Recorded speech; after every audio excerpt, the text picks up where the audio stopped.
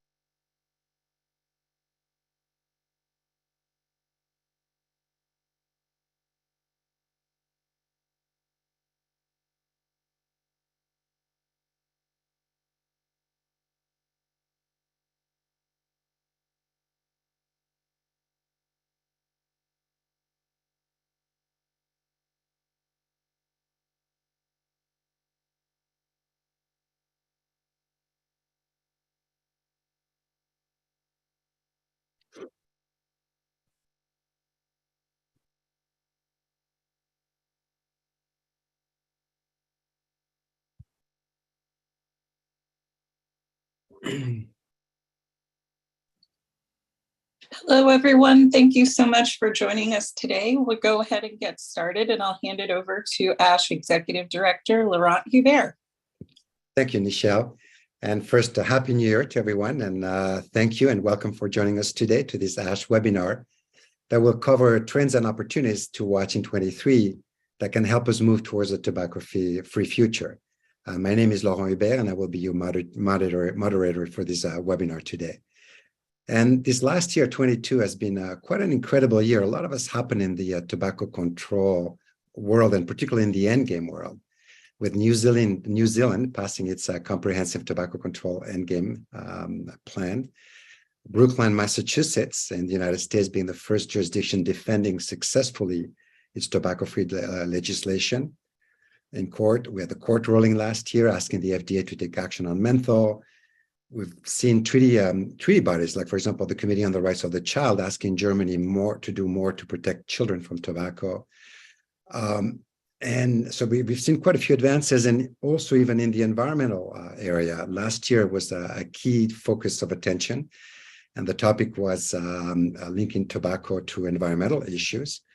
And we've seen an increased synergy between environmental platforms and tobacco control, and notably the ongoing treaty to end plastic pollution, which provides a very unique opportunity to address filter bans and other tobacco plastics.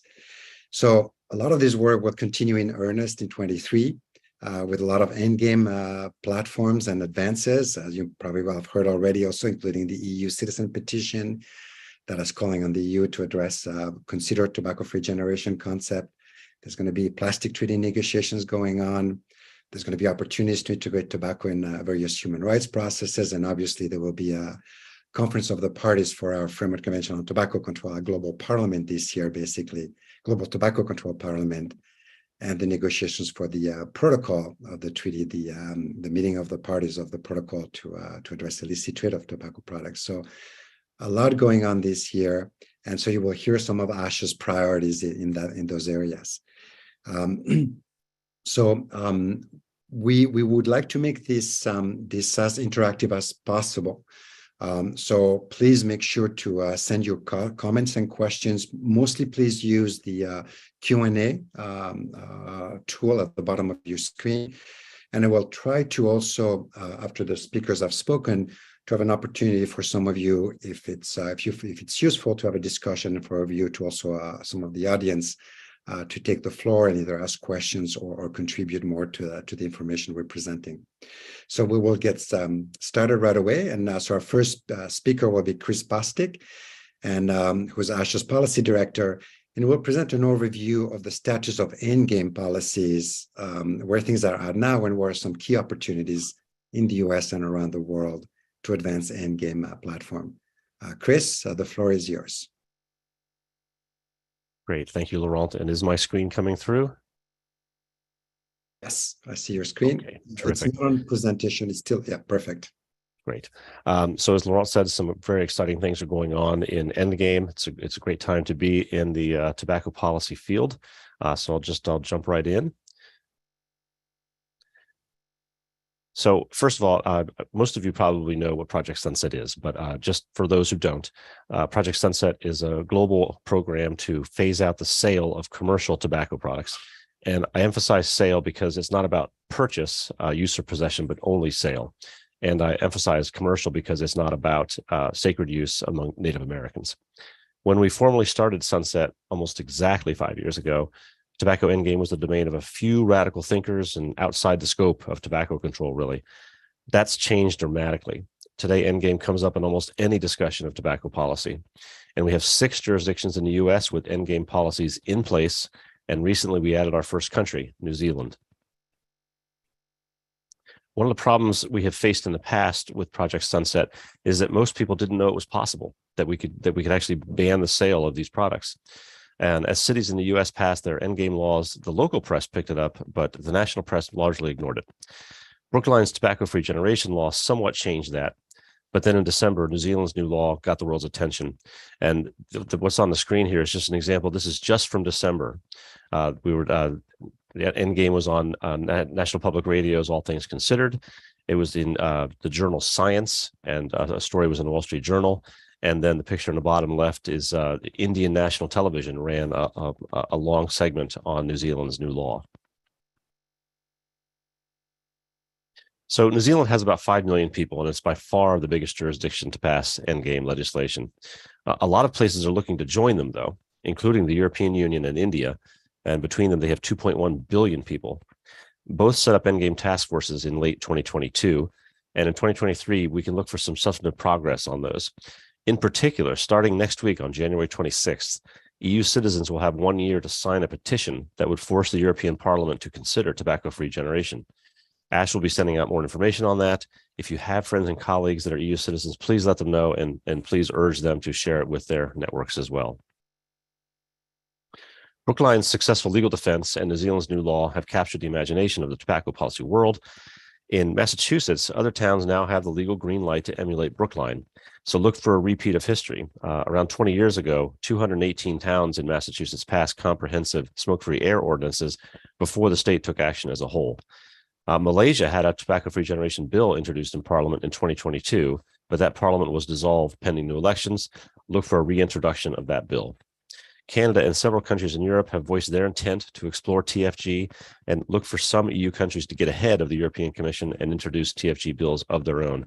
One country in Europe is reportedly already drafting a new law.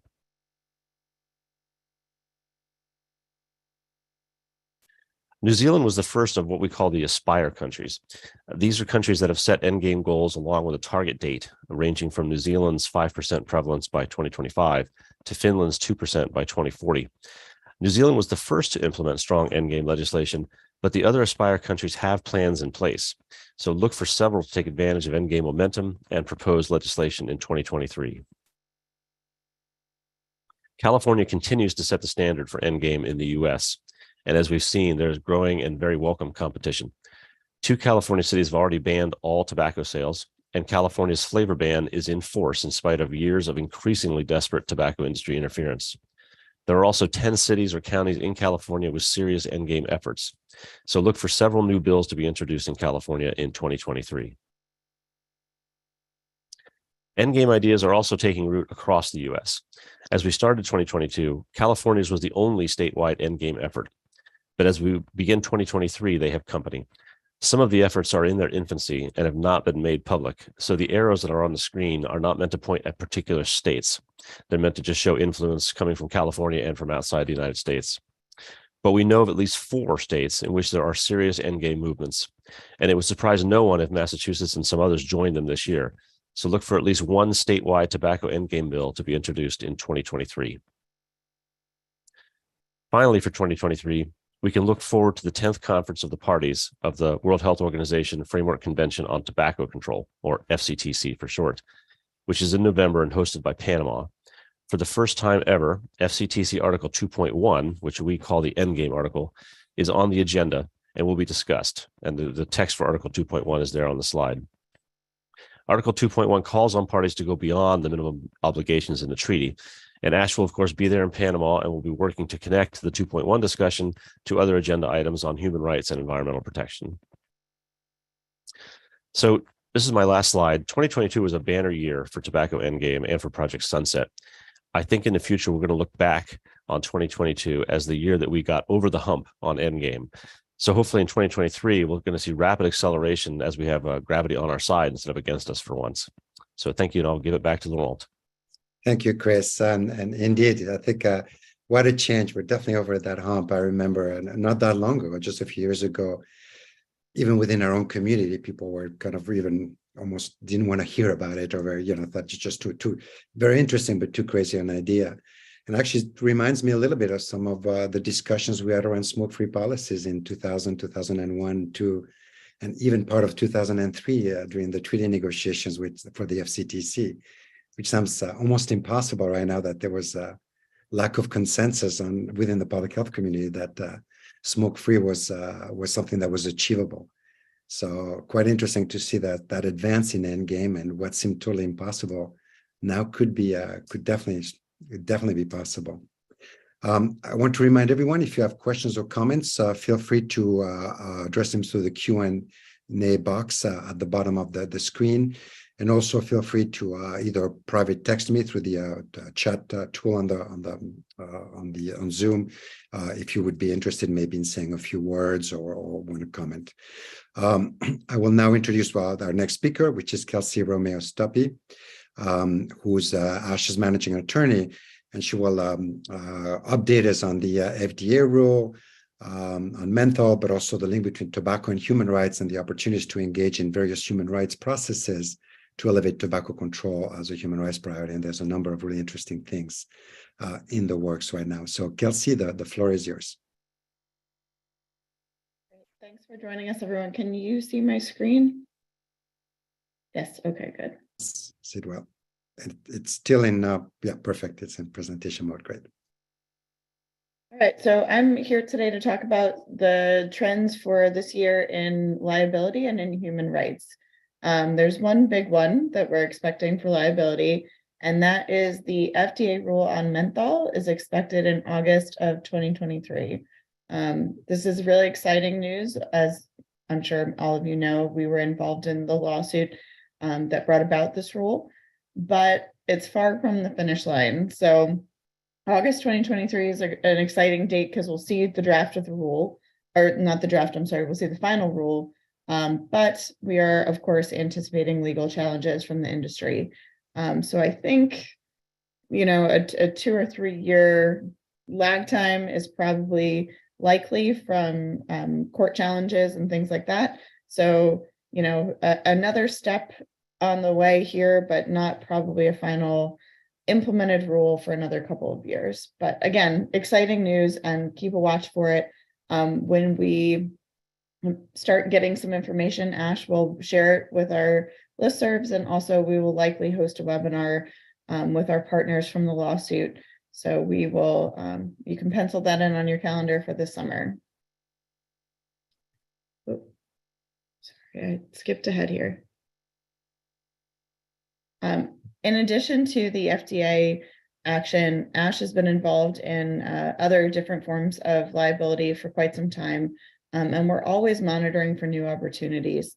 I'm a big proponent of, I like to use the phrase proactive litigation against the industry, and Ash has often been involved in that, but we keep our eyes open for opportunities. We are still looking for another criminal case against the industry. A lot of you probably know about the one in the Netherlands, but we're still hoping to get one stateside or in other countries as well. I think there's increasing interest in human rights litigation around tobacco. I'm going to talk more about human rights reporting in a little while, but human rights reporting is largely committees talking to the governments, and human rights litigation could be individuals suing their governments for lack of protection. So I think there's a lot of opportunities there, and that could be really interesting up and coming trend in tobacco litigation. And then, of course, there's going to be a lot of litigation that we're going to see around endgame. The tobacco industry is not going to go quietly. So anytime we have new and cutting edge endgame, we're also going to have some legal challenges. So we're looking at all of that, some good, some not so good, moving into 2023. So I also wanted to talk about human rights and what's coming there. The thing I'm probably the most excited about for 2023 is the Convention on the Elimination of Racial Discrimination. This is a treaty that the US has signed, which is very rare. The US doesn't sign treaties, and many, many other countries around the world have signed it as well. And there is a section on public health in the treaty, but the committee has not often discussed health as a racial issue.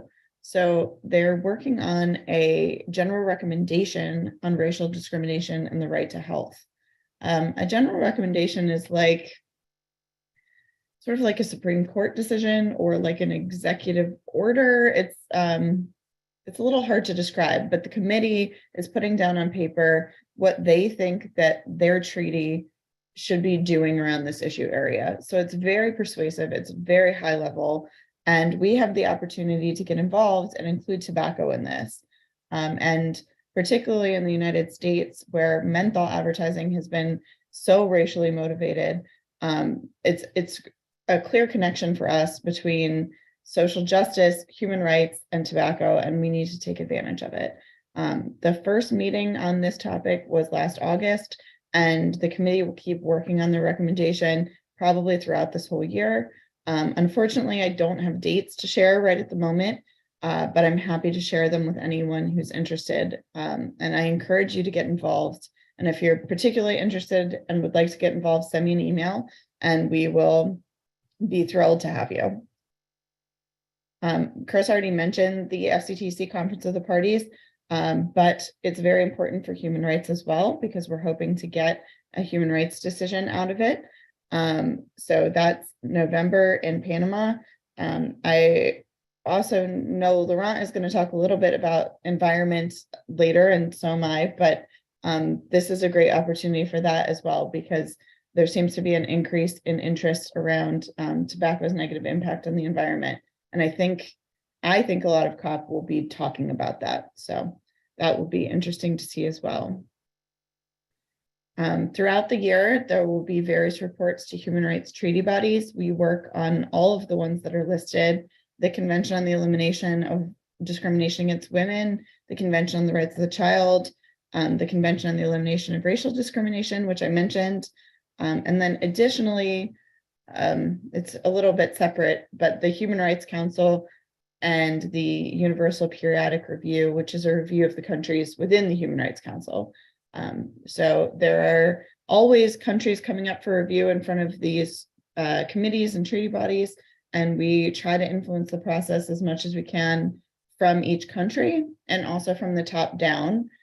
So these committees are often asking experts for input on different topics, women's right to health or child labor or things like that, all of which have connections to tobacco, and all of which we try to intervene on as much as possible.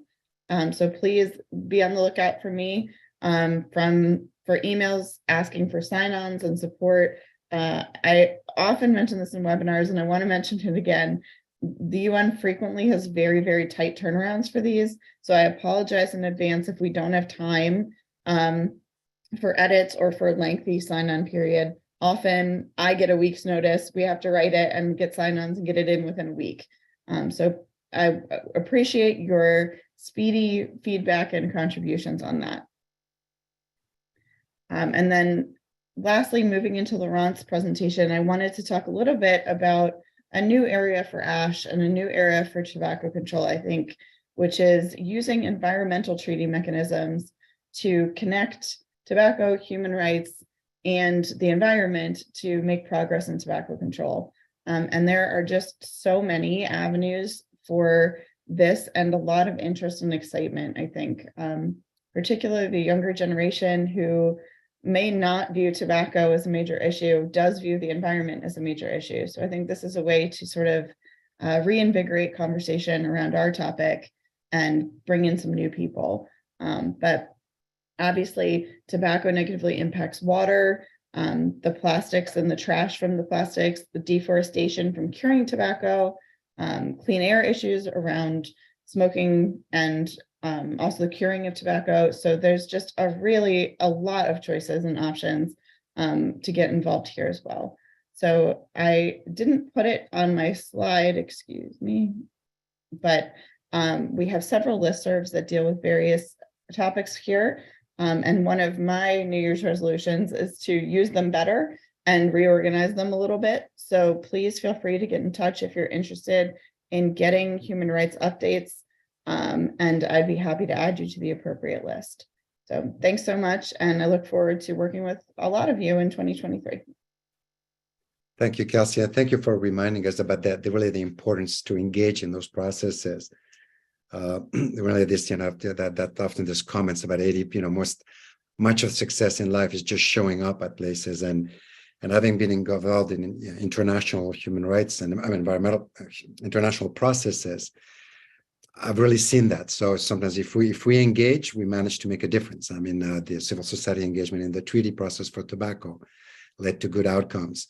Our engagement in the UN Sustainable Development Goals, we would not have gotten a target on tobacco without participating. So I really want to, stress, for example, what you mentioned, Kelsey, the general comment on health for the Treaty Against Racial Discrimination, which is that authoritative interpretation of the right to health for racial minorities in countries that have ratified this treaty. And that is such a unique opportunity. I had the honor to be able to attend the first meeting that's developing those authoritative interpretation of the right to health. And I was impressed by, again, the influence that we can have on those processes. So for all of you who are listening today, I really encourage you to get in touch with Kelsey, who will be running and leading this campaign. But that would be such a win if this treaty body has a very specific recommendation for all of the countries that are ratified this treaty, which includes the United States, to really address menthol in the context of the right to health for racial minorities in all countries, whether it's US or around the world. So do not miss that opportunity to influence global legislation, so to speak. So I will be the last presenter. So let me quickly switch from the role of moderator to speaker very quickly. So I'm going to share my screen, and it's on that same vein can you see my screen? Because everything is, I guess, yes. On this idea of engagement and making sure we maximize this on all the platforms that are available to us. And it's on how do we use an environmental approach to tobacco control? And this is not new. It's something already for a number of years. Some people have identified and recognized that the tobacco industry plays a very negative role when it comes to environmental objectives. But until recently, and we were very fortunate to also have an article in the treaty, in the Framework Convention on Tobacco Control, addressing this issue.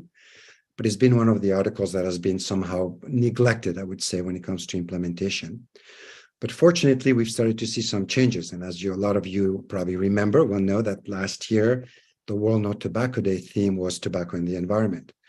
And we've started to see partnership also. For example, the Framework Convention on Tobacco Control Treaty and the Secretariat forming a formal collaboration with the UN Environmental Program, for example, which is really in advance. And we're starting to see more recognition of the environmental impact of tobacco.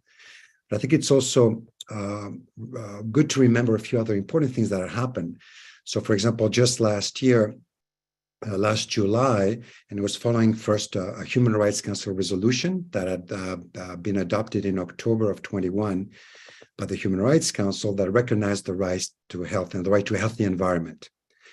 And that was then reaffirmed or kind of ratified, so to speak, by the UN General Assembly, which then adopted a resolution in July, also basically recognizing the right to a clean, healthy, and sustainable environment. So I think that's quite important because obviously, given the impact of tobacco on our right to health. But then furthermore, something that was really, really interesting to the tobacco control community, the UN Environmental Assembly agreed to start negotiations last year on a treaty to end plastic pollution. And given that tobacco plastics, that cigarette filters, for example, are made out of plastics, and they're a big contribution to tobacco plastic pollution, it would make sense to make sure that the tobacco products are adequately addressed by this treaty. Something that is not quite happening all around the world in countries that are addressing, for example, single-use plastic, for example. Australia, for example, is going to ban single-use plastic starting in 23, I understand, but they have not included cigarette filters, for example, as part of the single-use plastic ban. And it's the same in other jurisdictions around the world. So unfortunately, tobacco had been excluded, but now we have an opportunity with this plastic treaty. And again, that would make a lot of sense to address cigarette filters being distressed, plastic treaty, given that single-use plastics, when it comes to single-use plastics, one of the most commonly thrown out littered ones is cigarette butts with more than 4.5 trillion cigarettes butts being thrown in the environment. And really, we were able to attend and already participate as some groups of tobacco control advocates. And we really were able to have an influence on the process. We were able to develop it to have a team that was able to go in person, and some who were able to attend the treaty negotiations remotely. And it really makes a difference. And I'm going to share with you very quickly just a statement that Chris was able to make. And I think it shows the importance that we can have.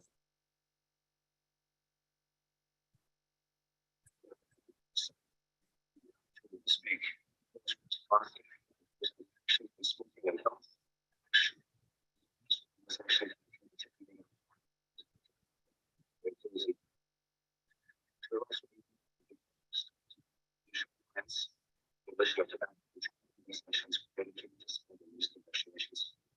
I'll make two specific points I believe are important for framing our future collective work.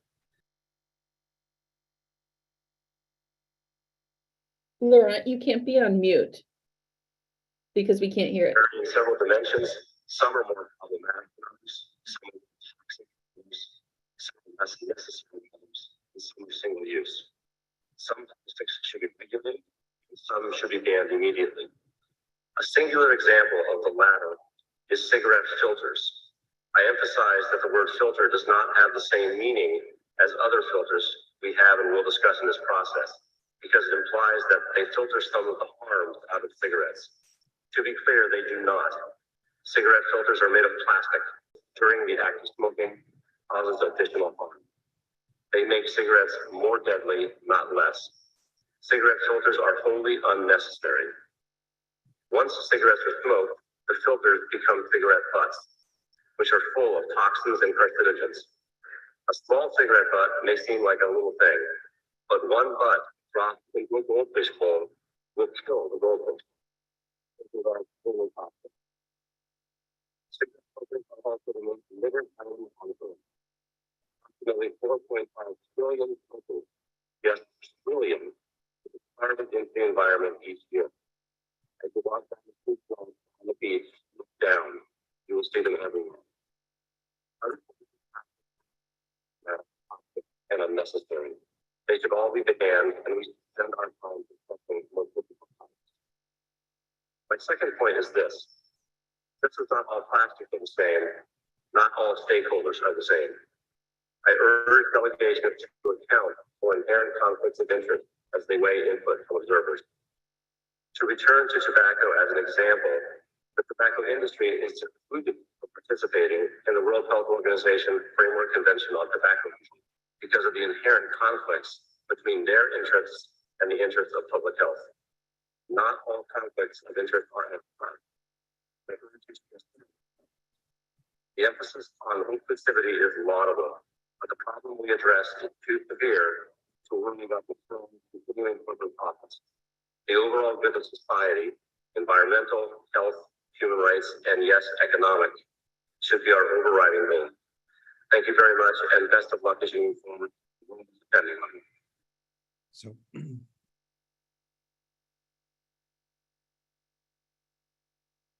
I hope you were able to hear it, but I wanted to show this because to demonstrate the impact that it did have. So it's our presence and those type of statements did make a difference. So, for example, one of the documents that were sent then around by other coalitions and groups of NGOs that did not work on tobacco. You can see this document on the right, for example, asking for policy coherence and mentioning the WHO FCTC and Article 5.3. And even further, the High Commissioner for Human Rights, a day later, submitted a statement to the treaty negotiations themselves, calling on the concept of holding business enterprises accountable for the damage they do, and addressing conflicts of interest. And they did mention Article 5.3 of the FCTC. And I say this because then, if we had not been there, that even the concept of excluding tobacco industry or including cigarette filters are among the products to ban would not have happened.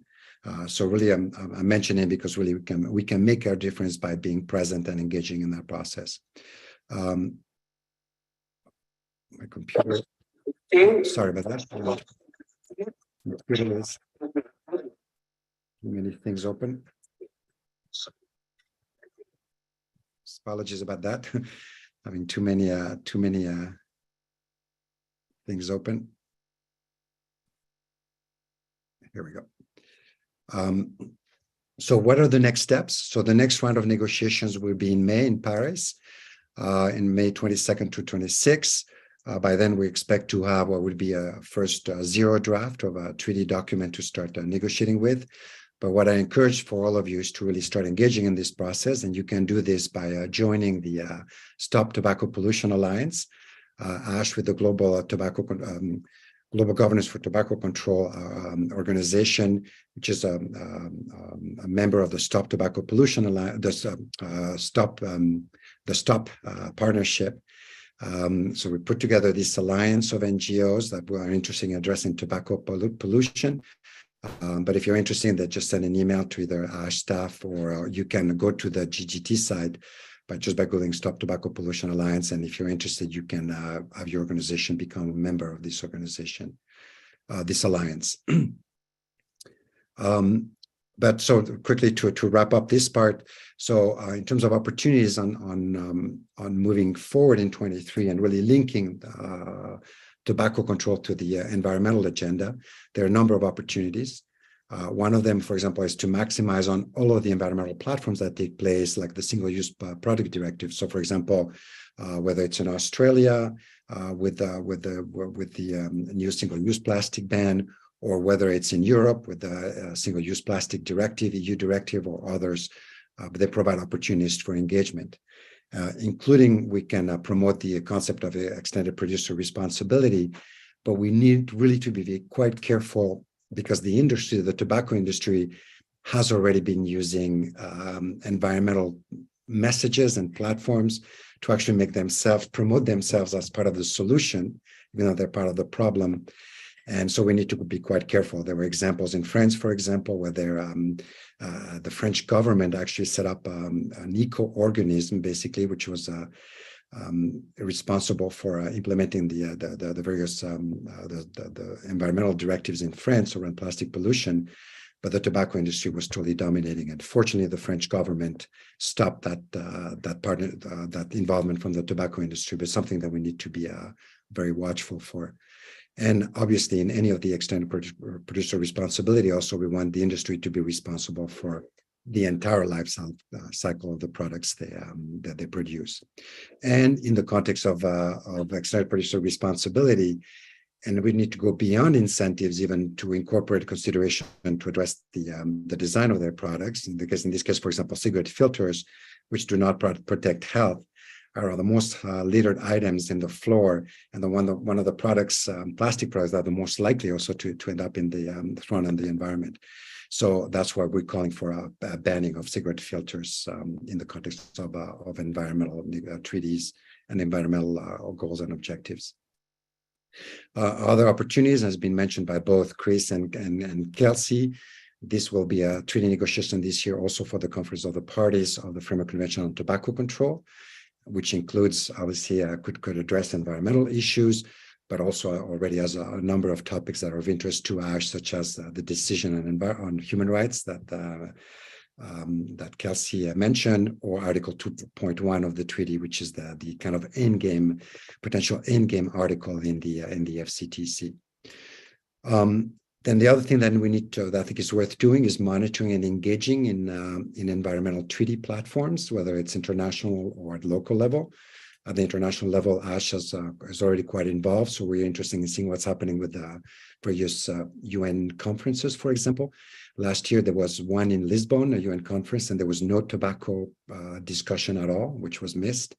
There's one this year, a UN an ocean conference in Panama, and a water conference in New York, both in March. So that could be platforms to communicate about tobacco issues and the leader of that tobacco product produces. There's obviously the UN Framework Convention on Climate Change in Saudi Arabia in November of 23. There's the United Nations Convention to combat desertification, and given that tobacco is responsible for 5% deforestation in low-income countries. And there will be an implementation of this treaty meeting in October of this year, and next round of negotiations in 26. It'd be a shame for the tobacco control community to not present its messages there. And obviously the treaty to end plastic pollution, the 2 rounds of negotiation this year. And finally, almost finally, as Kelsey mentioned, it's so important to use and engage the reporting mechanisms associated with human rights treaties to address both environmental as well as tobacco control issues, given that the Framework Convention on Tobacco Control does not have such a strong implementation review mechanism process that we can use for human rights treaties to really expose and denounce tobacco industry interference at country level, the impact of tobacco on the environment, and so on and so forth. And lastly, there's opportunities around litigation. Kelsey mentioned that, but for example, you may have heard that the city of Baltimore, for example, was able to get the tobacco industry to pay for cleanups associated with tobacco litter. So I think in the area of environmental litigation, there might be also opportunities there that are worth watching in 23 and as we move forward. And if you're interested in that, obviously Kelsey also can tell you more about this. So that was the end of my presentation, and I will stop sharing.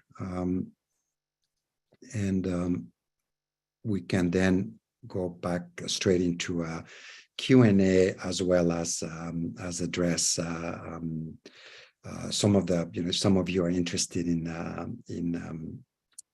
making a statement or taking the floor. Please let me know by either direct messaging me through the system here. But so first question, someone was asking about how can we engage in your work? How can we engage and find out more, whether it's the endgame work, the tobacco and human rights work, or the environmental work? And I'll let Kelsey, why don't you go first, and then Chris. There are lots of different ways to find out about our work. If it's specific to a program, then we often have program-specific ways to find out. So if it's human rights, we have a couple different levels of listserv. The smallest closed group is the Human Rights Tobacco Control Network, where we don't let people in for obvious reasons unless they come through us. So if you're interested in that, that's a great place to sign up. We frequently post updates on social media and via our email listserv as well. And Chris has a whole separate system for endgame, so I'll let him talk about that too. Yeah, there's certainly a lot going on with endgame, and I don't seem to be able to put it into the chat, but Megan, if you can type my email address in, if you're very interested in endgame, please reach out to me directly. I'd love to chat with you.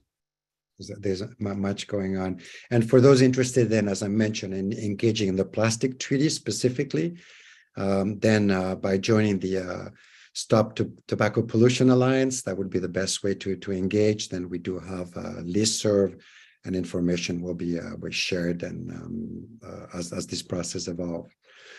There's a question also from internship opportunities, and it's true. Ash has had a number of high-level interns that have done amazing work with us, and it's an amazing opportunity for people interested in meaningfully engaging in real treaty negotiations work, whether it's at the national or the global level. And so There's a question for PhD level internships, and Chris, Kelsey, do you want, or even Megan or some of the other ASH staff, if they want to comment on that? I can jump in first. We are a small team and we are highly dependent on help from interns. So we really welcome any application.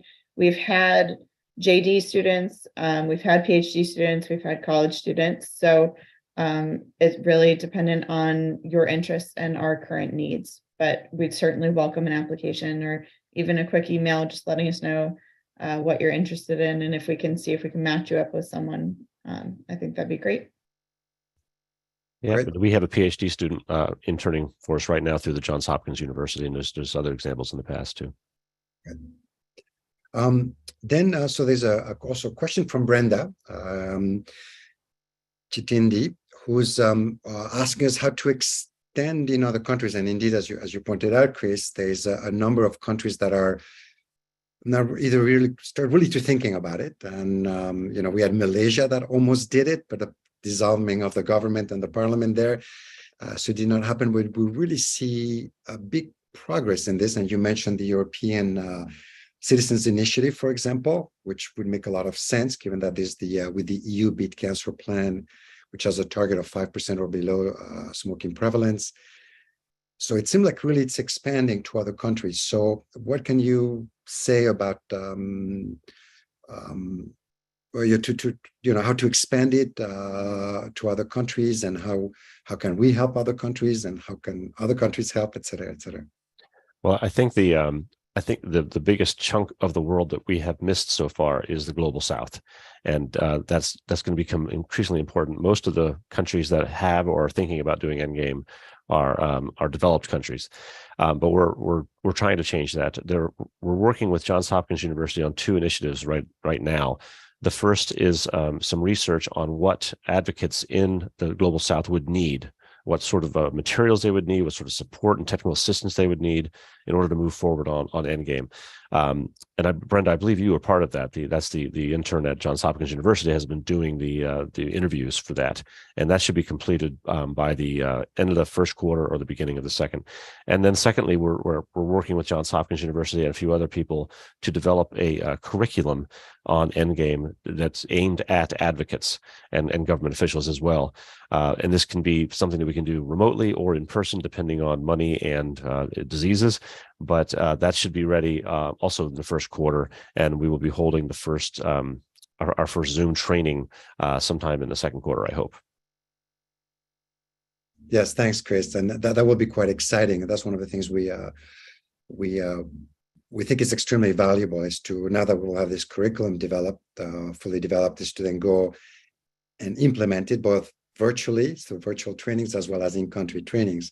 In an ideal situation, what I would like to see ASH do is, so for example, Brenda is, for example, if you could, go to your country, for example, or a few countries in the region, help with a capacity building training, and ideally then also have resources to be able to provide grants or mini grants for you then to start initiating your own campaigns to advance endgame at the local level.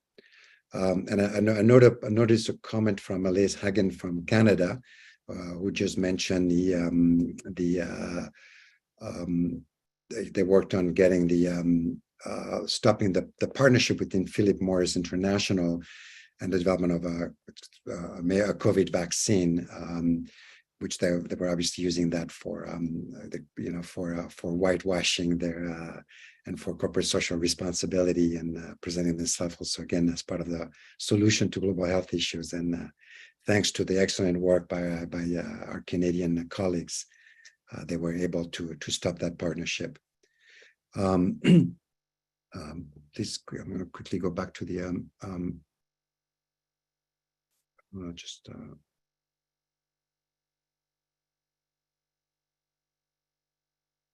and I don't have any requests for people taking the floor. Kelsey, if I could have you take the floor again, in terms of do you want to tell us which countries? There's a number of countries that are going to be up for review in the next few years to human rights treaty bodies. How do people can be alerted of those, or what was the best way for the tobacco control community to really know how to engage? Because to a large extent, and which is interesting, other social issues really use those human rights treaty bodies and those reporting mechanisms to advance their issues. And they do so very effectively, including, for example, the HIV/AIDS community, for example, which is really good on ensuring access to retroviral drugs and so on and so forth, or even discrimination against HIV patients, for example. So how could we do that? How could we set up an environment then where with the tobacco control community, it's just systematically uses those processes in order really to advance our tobacco control objectives? Unfortunately, there is not a super easy way to track and see who's coming up. There's a lot of different treaties and a lot of different cycles and reporting processes. I don't say this at all to gatekeep, because you all can find it yourself, but it can be very, very difficult. So if you're interested in having help to find out if your country is coming up, I'd be more than happy to help you. That said, I'm hoping to get together maybe a quarterly email that we send out to probably our international colleagues, letting them know what's coming up so that we can report. It's a lot of work to track it and to do that. So it's been a goal for a year or two to get that done, but I think it's important. And in addition to the countries, it's even harder to track what's coming up on sort of subject matter for the UN. Different treaties have different schedules on that as well. And the high commissioners for different areas ask for information at different times. So there's an email listserv that you can sign up for that's for nonprofits involved in the UN system, and they send a weekly digest. That's a great place to start if you're interested. But also, we would be happy to just keep you informed and keep you in the loop. But I do think it's incredibly crucial that tobacco control be involved in these areas. And I think it's shocking, actually, to me, how little goes a long way. Just being there makes a huge difference, as we've mentioned a couple of times. So we'd love to have you more involved. Indeed. I see there's a question also about information on the menthol rule by the FDA. Can you tell people where they can find information about this process? Yeah, unfortunately, I don't think there's any information forthcoming before the rule. It's just going to come. The FDA seems to like to make announcements on Fridays. I think because they want to shut down the comments for the weekend. But other than that, we don't have any information, and I don't foresee a whole lot coming before they actually release the rule in August. So we will certainly keep you posted if we hear anything, but I'm not expecting a lot. Yeah, indeed, it will be so it might be a wild bit. And so there's a question whether there are efforts in other countries similar to the Master Settlement Agreement. And so you mentioned litigations earlier, and so are there examples that could refer to? And if not, also could we, in the context of proactive litigation, also what could be new opportunities? So Chris, feel free to jump in when I'm done, but for better or for worse, the U.S. is a leader on litigation, and there has not been anywhere near as much tobacco control litigation in other countries around the world. CTFK has a great resource on tobacco litigation. If you want to check their website, it's great, but I don't know of any country that has done anything similar to the Master Settlement Agreement. I think that's very uniquely American in a lot of ways, but there does seem to be a movement towards more legal action against corporations worldwide and in the US. Chris, I don't know if you want to add to that. Yeah, I mean, that's correct. I'm not aware of any MSA style litigation. The litigation in other countries is usually not because of what the tobacco industry does every day, but because of actual illegalities like smuggling. There's been a bunch of cases, especially out of the EU, against them for smuggling. But those are just criminal cases that would be filed against any corporation that was breaking the law. And Article 19 of the FCTC and the work around that could provide also opportunities for exploring some other litigation opportunities. And I want to quickly touch on Amos Hausner's question in terms of ETS as an environmental nuisance. And it's interesting because the topic, actually, one of my sons lives in Montreal in Canada and just moved to an apartment and is actually having complaints that He's unfortunately comes back from work and his apartment feels like totally smoked out. feels like it's very difficult for him to live in that environment now. So so he was asking about, for example, in terms of, he's not in public housing, my son, but the dwellers of public housing in the USA, for example. So he said Amos is willing to elaborate on development of this area in Israel. So maybe we could give him the floor, given that this is, I think, an interesting concept for potential litigation. Could we give the floor to Amos for, I will let one of my colleagues who are better technically capacitated to do that. Amos, we're going to make you panelists for a minute so you can take the floor.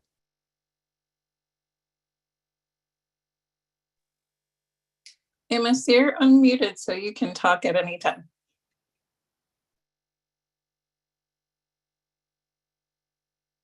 Amos, are you there? Can you hear us?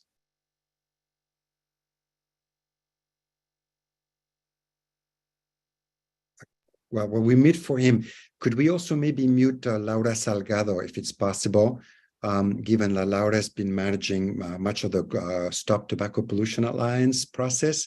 So while we wait for Amos, could we unmute Laura? And Laura, would you mind maybe just telling people, if there's anything you would want to tell them in terms of the site, where to go to get information? Thank you, Laurent, for the opportunity. Just to invite members or attendees to join the Stop Tobacco Pollution Alliance. This will be a way to raise our voice and try to have a strong plastic treaty.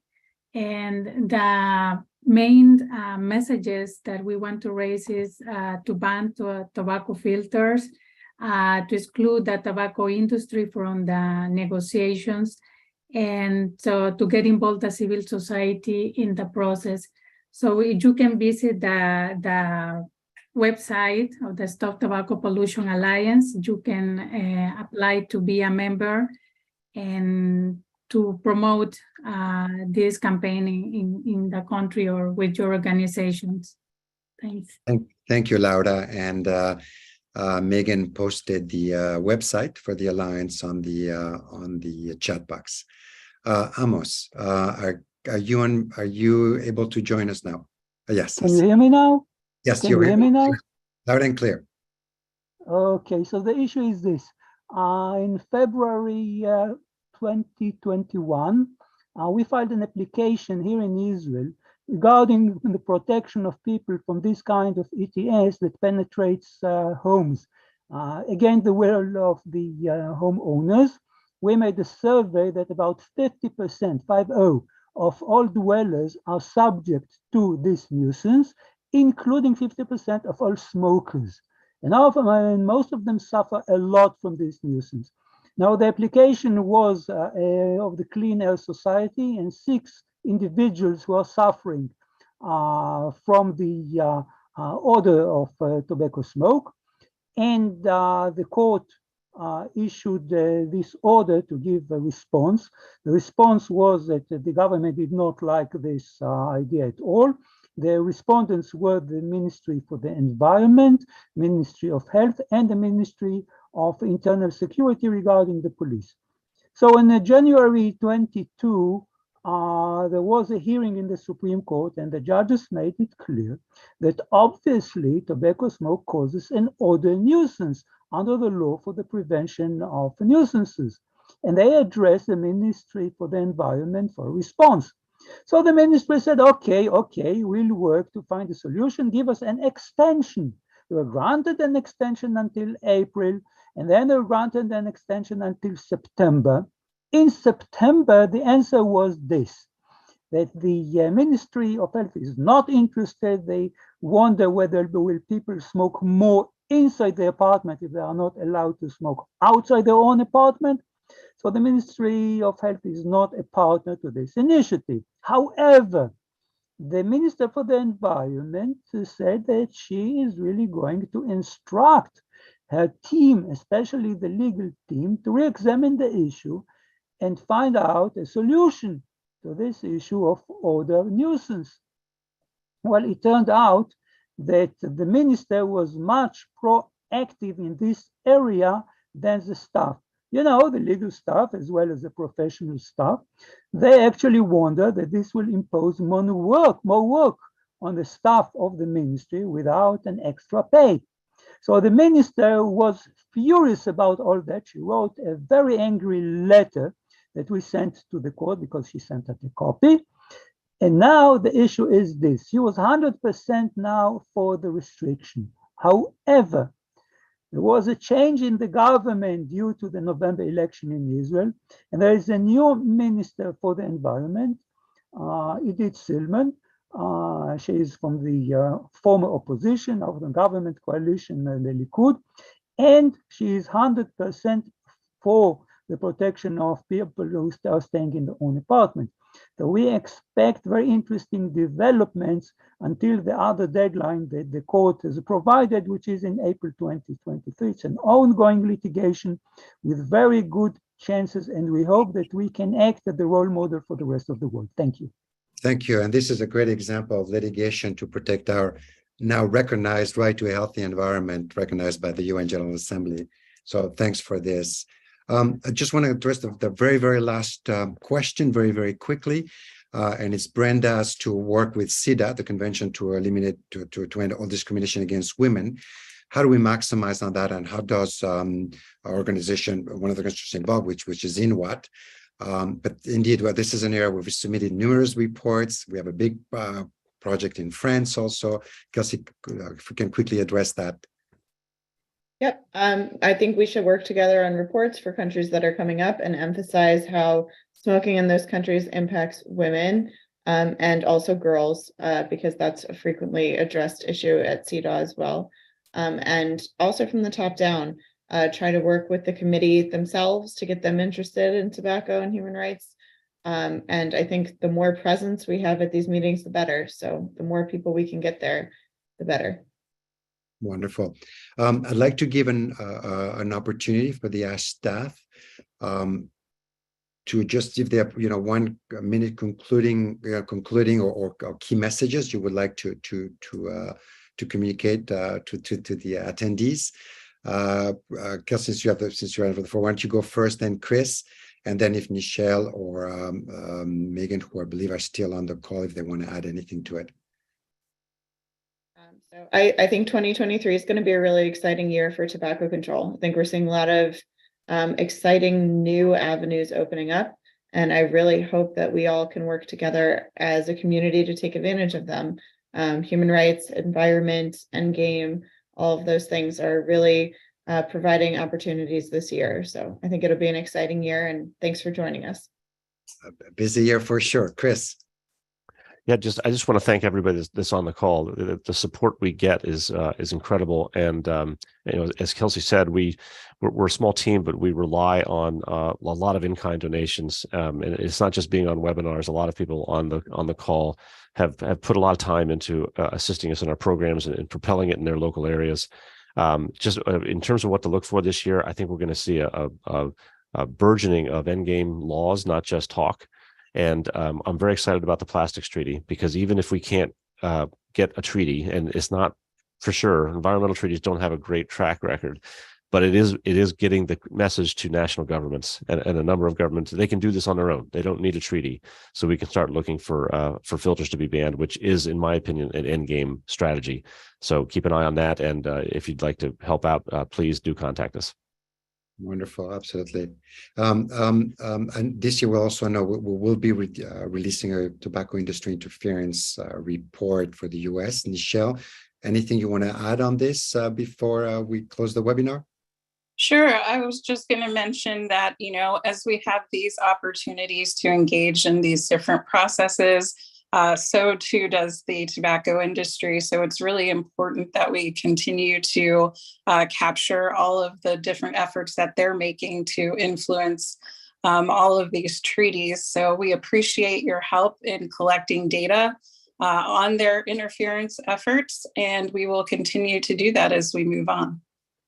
And communication obviously is a big element of the campaigns, whether the environmental or the end game. campaign. Megan, do you have any last words of wisdom for us? Just that I'm excited to work with everyone in the coming year. As always, you can reply to any of the emails that we send you about webinars. If there's something specific you want to engage with us on, if you reply to those emails you get about our webinars, we can connect you with the appropriate ASH staffer.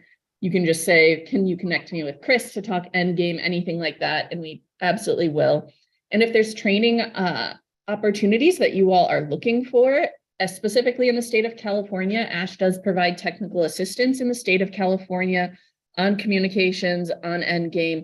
So let us know. We create some tools there as well that can be used in other jurisdictions. So if there's something specific you need for anything you heard us talk about today, just let us know. And we're happy to try and work together with all of you.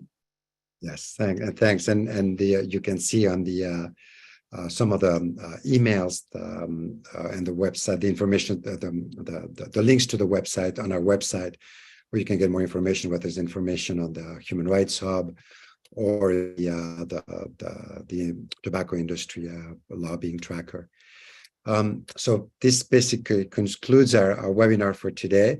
As Megan mentions, there will be a number of webinars through the year. We're partnering with a number of organizations to provide hopefully good content and useful content to all of you who work, whether in the US, in Europe, Asia, Africa, Latin America, anywhere in the world. We really work all globally, and I look forward to work with all of you around the world. So yes, keep in touch, stay connected with us, and continue attending our webinars, and let us know if we can support your work also at country level. So again, thank you very much for joining us today, and we'll see you at our next webinar.